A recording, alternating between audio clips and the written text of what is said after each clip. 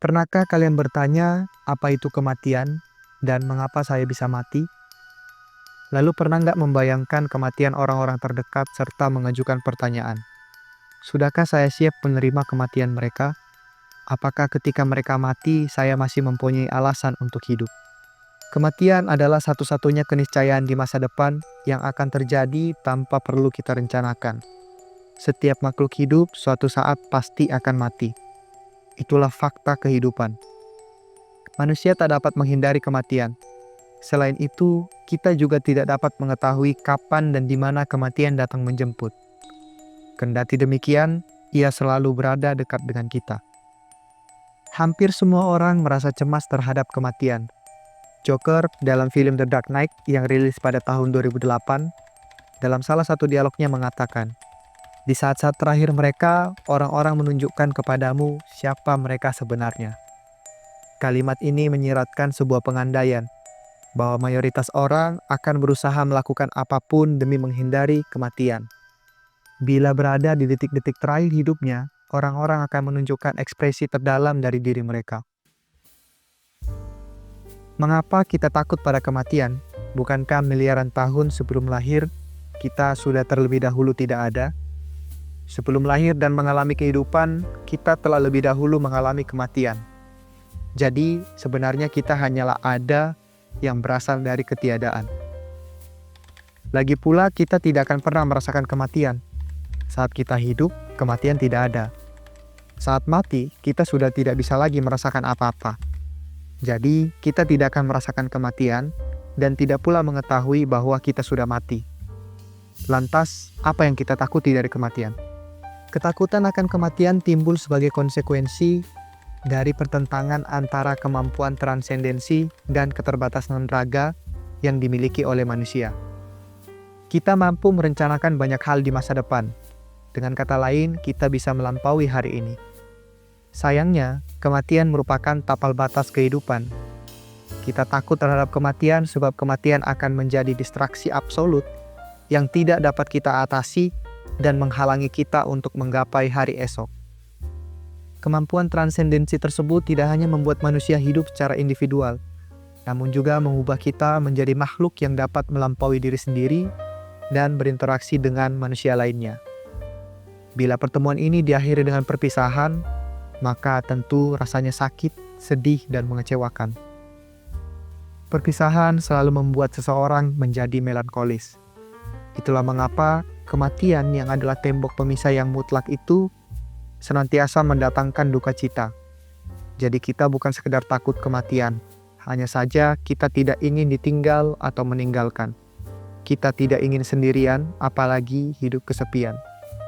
Kita tidak mau berpisah dengan orang lain, khususnya orang-orang terdekat dengan kita.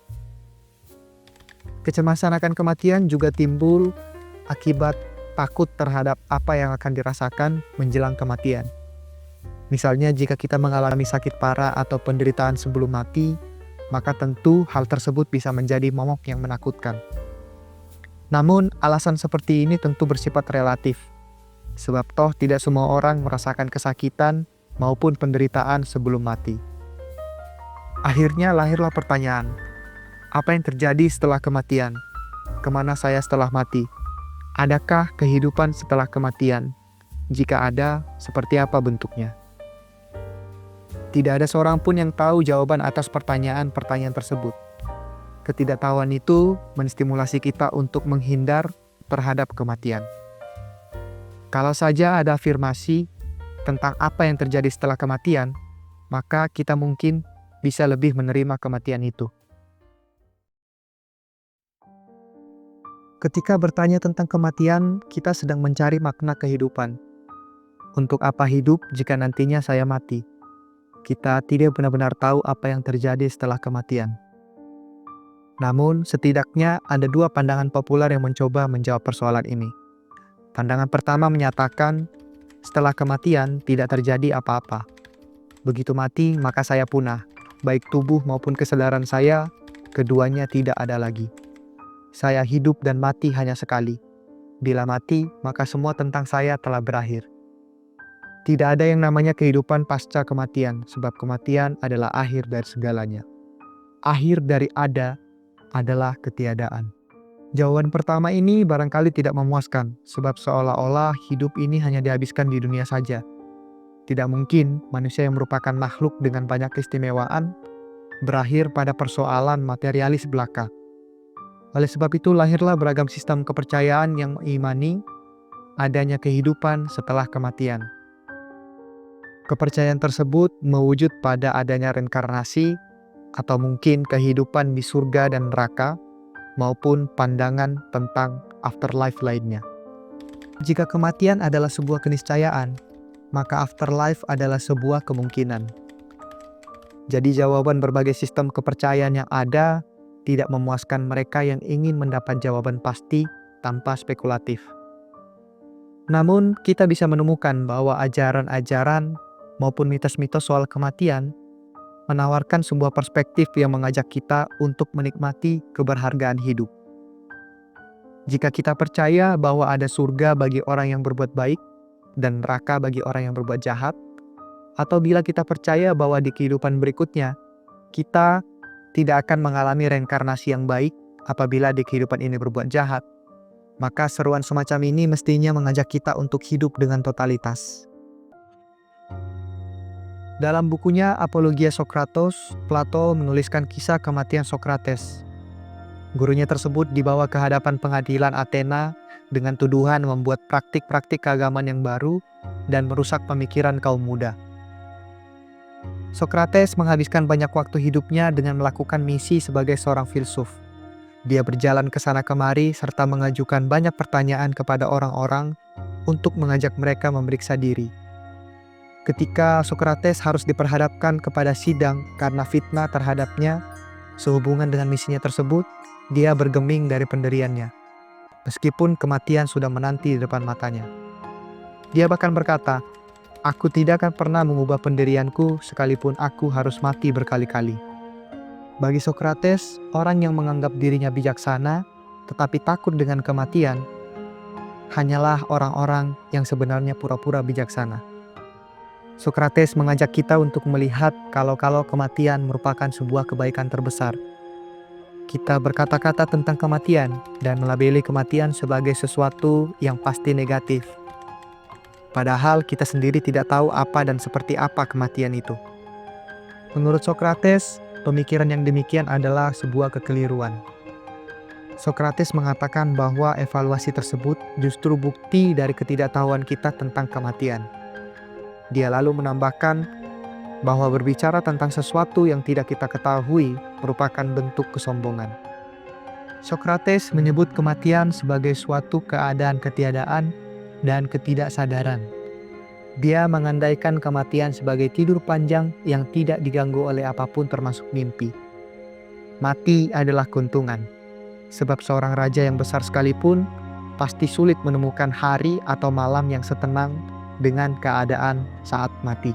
Semua orang mestinya merindukan kematian, sebab kematian membuat manusia terbebas dari bermacam-macam kekhawatiran. Alasan kedua Sokrates menyebut kematian sebagai sebuah kebaikan terbesar adalah karena kematian merupakan perjalanan ke tempat lain. Kematian merupakan perpindahan jiwa dari dunia ini ke dunia lain. Di dunia lain tersebut, kita akan dibebaskan dari mereka yang berpura-pura menjadi hakim di dunia ini dan menemukan para hakim yang sejati. Oleh karena kematian, kita akan bertemu, bercakap-cakap, dan mengajukan banyak sekali pertanyaan kepada orang-orang hebat terdahulu yang juga telah mati. Seorang dosen filsafat Indonesia bernama Agustinus Setiowibowo dalam bukunya Ataraxia, Bahagia Menurut Stoikisme, mengatakan, kita harus berbicara mengenai kematian karena ia begitu dekat dalam keseharian. Menurutnya, kematian orang lain membuat kita memikirkan kematian kita sendiri. Namun sayangnya kesibukan dan kepentingan-kepentingan urgent segera menghilangkan kesadaran akan kematian. Padahal saat membayangkan kematian itulah biasanya kesadaran akan kehidupan menjadi lebih bening. Oleh karena itu menurutnya, agar hidup jadi lebih bening, maka kematian perlu dijadikan sebagai objek latihan. Kita agaknya perlu melatih diri untuk siap mati setiap hari. Daripada mengatakan aku akan melakukan A, B, dan C ketika umur sekian, kita dapat menggantinya dengan kalimat, "Aku akan melakukan sesuatu sebelum mati." Kalimat pertama memotivasi kita untuk meraih kesuksesan, tetapi menjauhkan kita dari ingatan akan kematian yang bisa terjadi kapan saja bahkan sebelum kita sukses. Sementara itu kalimat terakhir menyeratkan kesiapan untuk menghidupi hidup dan bersiap menyambut kematian dengan gembira. Jadi poin pentingnya bukan saja pada apa yang bisa kita lakukan, tetapi juga kesadaran akan kematian itu sendiri. Saya melakukan beragam hal yang tidak hanya berfokus kepada diri saya sendiri, tetapi juga bagi sesama makhluk hidup bahkan dunia. Saya melakukan semua itu di hari ini, seolah-olah hari ini adalah hari terakhir saya hidup di dunia, dan besok merupakan hari kematian saya. Dengan demikian, saya telah mempersiapkan upacara kematian yang layak bagi diri saya sendiri. Walaupun kita tidak pernah mengalami kematian itu sendiri, kita benar-benar merasakan kematian orang lain. Oleh sebab itu, kita dapat mengetahui bahwa di dunia ini, kematian merupakan titik akhir. Kematian mengajarkan kita untuk memanfaatkan waktu bersama-sama orang terdekat. Kematian menyadarkan kita akan fakta yang tak terbantahkan, yakni kita dan mereka yang kita cintai adalah makhluk yang sama-sama bisa mati. Di hadapan kematian, semua manusia adalah setara. Kita dan mereka yang kita cintai hidup untuk saling melengkapi, bukan saling memiliki. Ikatan kita dengan mereka bukanlah sebuah kemelekatan jasmani. Akan ada momen di mana mereka tak dapat lagi kita lihat, atau mungkin terjadi sebaliknya, kitalah yang lebih dahulu mati sehingga tidak lagi dapat ditemui oleh mereka. Bila saat itu tiba, bukankah kekanak-kanakan bila cinta kita kepada mereka atau cinta mereka kepada kita justru padam?